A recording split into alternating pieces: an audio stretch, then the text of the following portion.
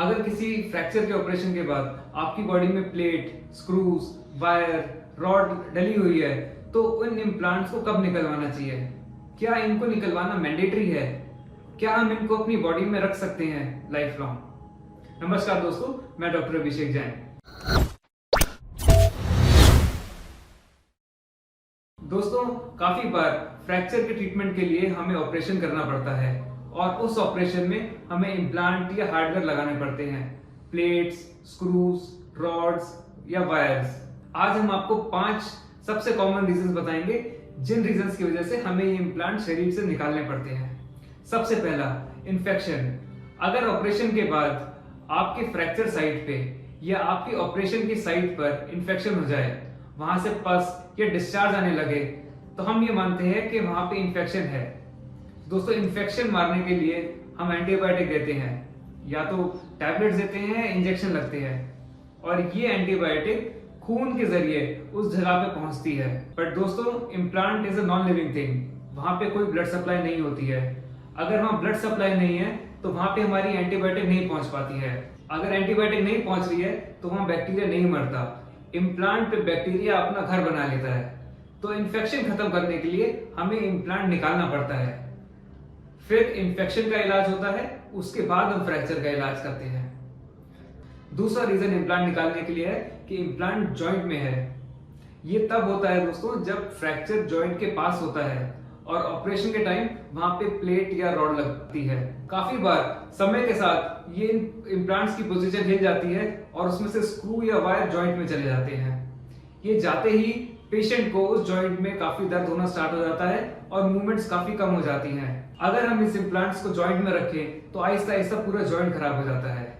इसको देखने के लिए हम एक स्पेशल सीटी कराते हैं। उसमें हमें पता चलता है कौन सी वायर या कौन सा स्क्रू जॉइंट के अंदर है। फिर हमारी कोशिश होती है कि उस पर्टिकुलर स्क्रू या उस पर्टिकुलर वायर को निकालें। कोशिश रहती है कि पूरे इम्प्लांट ना निकालें, ताकि हम बैलेंस बना कर रखें कि फ्रैक्चर भी जुड़ जाए और इम्प्लांट भी पूरा ना निकालना पड़े। इम्प्लांट निकालने का तीसरा रीजन है इम्प्लांट टूट जाना। दोस्तों, काफी बार फ्रैक्चर साइट पे अगर हम प्लेट लगाते हैं तो फ्रैक्चर साइट पे प्लेट टूट जाती है। अगर हम रॉड डालते हैं तो रॉड का सबसे वीकेस्ट पॉइंट होता है जहां उसमें स्क्रू जाते हैं, वो वहां से टूट जाती है।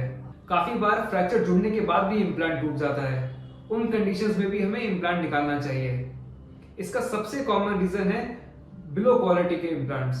जो लोकल इम्प्लांट्स आते हैं उसमें मेटल में इंप्यूरिटीज होती हैं और उन इम्प्लांट्स की स्ट्रेंथ टेस्टिंग नहीं हुई होती है। हम रिकमेंड करते हैं FDA अप्रूव्ड इम्प्लांट्स। टूट तो वो भी सकते हैं बट प्रोबेबिलिटी काफी कम हो जाती है उनकी। इम्प्लांट निकालने का चौथा रीजन है कि इम्प्लांट काफी प्रोमिनेंट है, वो चुभ रहा है। ये उन एरियाज में ज्यादा कॉमन होता है जहां पे हमारी स्किन कवर बहुत पतली होती है, जैसे रिस्ट के आसपास, एंकल के ऊपर। इन एरियाज में अगर हम प्लेटिंग करते हैं या स्क्रूज लगते हैं तो कभी कभी वो थोड़े प्रोमिनेंट हो जाते हैं और चुभने लगते हैं।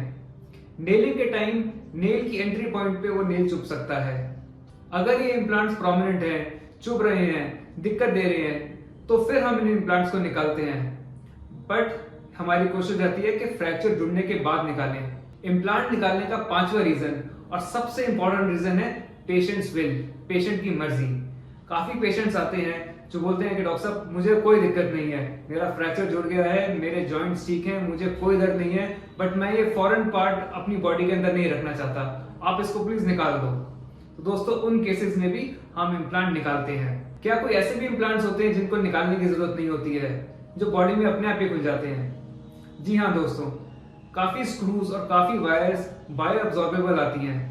हम लगा देते हैं शरीर में, आहिस्ता आहिस्ता वो डिसॉल्व हो जाती हैं और उसकी जगह हड्डी आ जाती है। पर दोस्तों, ये इम्प्लांट्स लिगामेंट रिकंस्ट्रक्शन और टेंडन रिपेयर्स में यूज होते हैं। क्या हम इम्प्लांट्स लाइफ लॉन्ग बॉडी में रख सकते हैं? जी हाँ दोस्तों, अगर आपका फ्रैक्चर जुड़ गया है, आपको कोई दिक्कत नहीं है, आपको इम्प्लांट चुभ नहीं रहा, आपकी मूवमेंट्स पूरी हैं, आपको कोई दर्द नहीं है, तो आप लाइफ लॉन्ग इम्प्लांट्स अपनी बॉडी में रख सकते हैं।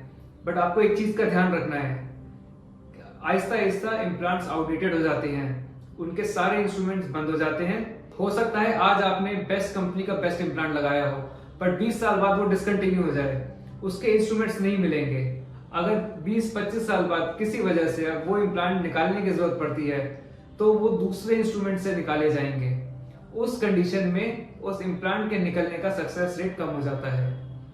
दूसरा, इतना पुराना जब इम्प्लांट बॉडी में रहता है वो हड्डी से बिल्कुल चिपक जाता है, काफी बार उसके ऊपर भी हड्डी आ जाती है, उसकी वजह से भी इम्प्लांट निकालने का सक्सेस रेट कम हो जाता है। दोस्तों, उम्मीद है कि हमने आपके सारे डाउट्स क्लियर कर दिए होंगे। अगर आपको और भी कोई क्वेश्चन पूछना है, कोई और डाउट है, तो आप नीचे कमेंट बॉक्स में हमसे पूछ सकते हैं या हमें व्हाट्सएप भी कर सकते हैं। धन्यवाद।